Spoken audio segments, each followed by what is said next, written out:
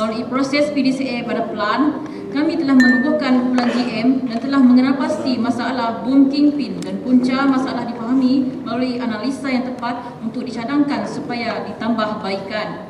Mendapat kelulusan pengurus kanan CTD lagi melaksanakan cadangan penambahbaikan kingpin boom di bawah proses do. Melalui proses cek, mengumpul, menganalisa data, melakukan kerja pembetulan terhadap sistem kingpin berlandaskan objektif organisasi.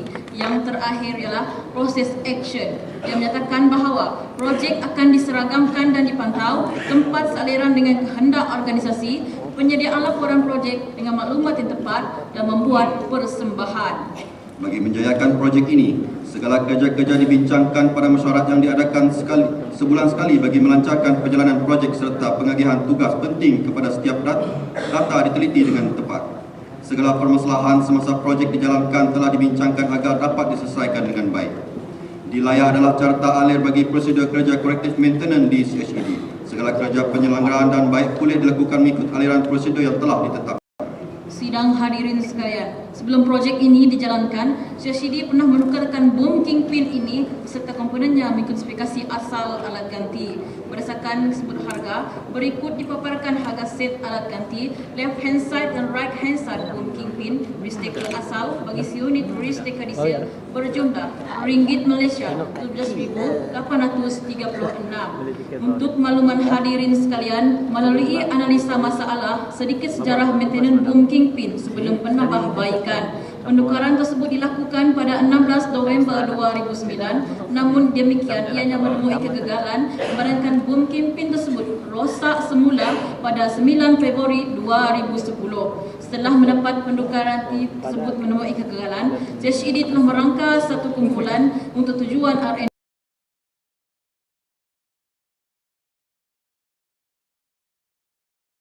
GM. Setelah meneliti sejarah penukaran alat ganti, didapati kerosakan berlaku dalam tempoh 4 bulan dalam masa setahun, yang bermaksud kerosakan dalam masa setahun ialah 3 kali.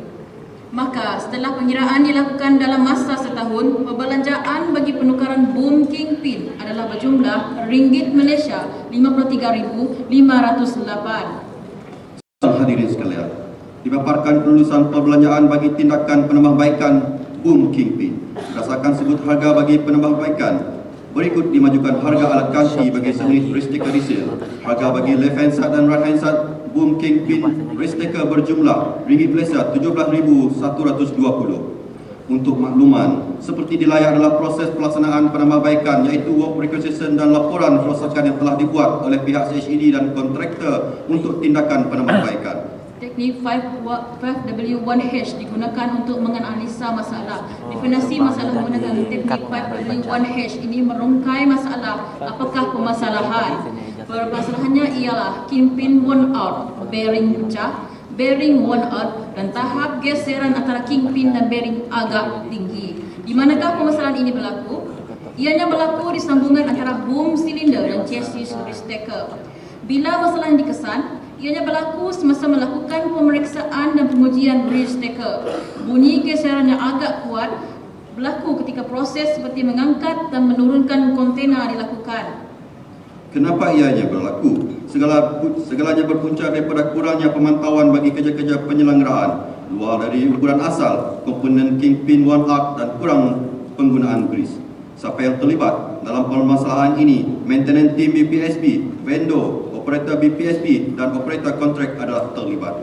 Bagaimana masalah ini berlaku? Ianya berlaku akibat geseran antara sambungan bearing dan kingpin agak tegang kerana kehabisan grease.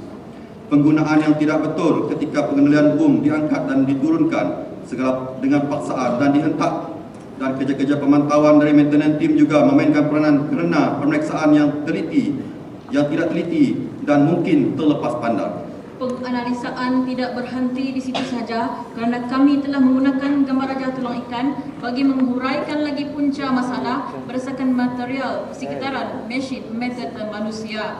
Setelah selesai menganalisa, kami memilih untuk menyelenggara daripada baik pulih. Hal ini kerana jika baik pulih terlalu banyak mengakibatkan kesan negatif kepada risk taker. Manakala jika kita menyelenggara, maka situasi kerosakan mungkin dapat dikawal dan proaktif untuk menghindari kerana mencegah lebih baik daripada mengubati.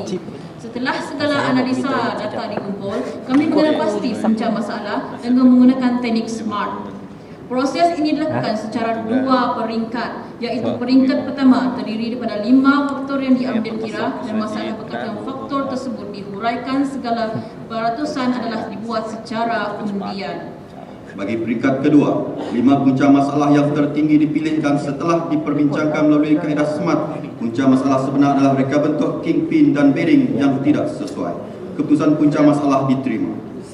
Analisa peluang pembaikan keadaan kingpin dan bearing yang asal dilakukan, iaitu dengan mengenal pasti reka bentuk kingpin yang lama untuk proses transformasi.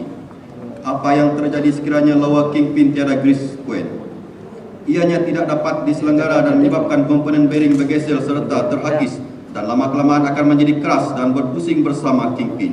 Ini akan menyebabkan kunci startboard untuk pin patah. Kingpin yang berpusing akan bergeser dengan perumah pin dan akan menyebabkan perumah pin pun juga rosak. Perumah dan kingpin yang telah longgar boleh menyebabkan kingpin terkeluar daripada perumah. Bagi langkah keselamatan, sebelum penambahbaikan, kingpin akan dikipal terus pada chassis. Gambar rajak keadaan kingpin dan bearing asal seperti di layar. Masalah yang dihadapi ialah boom kingpin rosak. Ianya dikesan semasa kerja pemeriksaan harian dijalankan. Segala berpunca daripada masalah dari pembukaan luar dan dalam bearing serta pin dan kehabisan grease adalah kerana tiada laluan greasing. Maka kami mencari jalan penyelesaian dengan menyembur minyak pelincir dari luar pin dan bearing untuk sementara waktu sebelum penambahbaikan semula dijalankan. Pengumpulan data dilakukan dan mendapati pembaikan dilakukan sebanyak 2 kali setahun pada 4 unit kingpin pada sebuah risk taker. Cadangan penyelesaian masalah dengan matlamat mereka bentuk kingpin dan bearing yang bersesuaian. 3 faktor permasalahan diambil, iaitu tiada laluan untuk kerja-kerja greasing, reka bentuk sedia ada tidak sesuai dengan iklim dan cuaca negara, dan akhir sekali alat ganti tepin sukar didapati dan mahal. Langkah penyelesaian melalui 3 faktor berikut adalah: 1. Mempunyai laluan untuk pelincir pada kingpin dan bearing. 2. Menyembur pelincir dari luar. 3. Membereka bentuk kingpin yang mudah disenggara. 4. Memastikan kerja-kerja preventive maintenance be teliti. 5. Membuat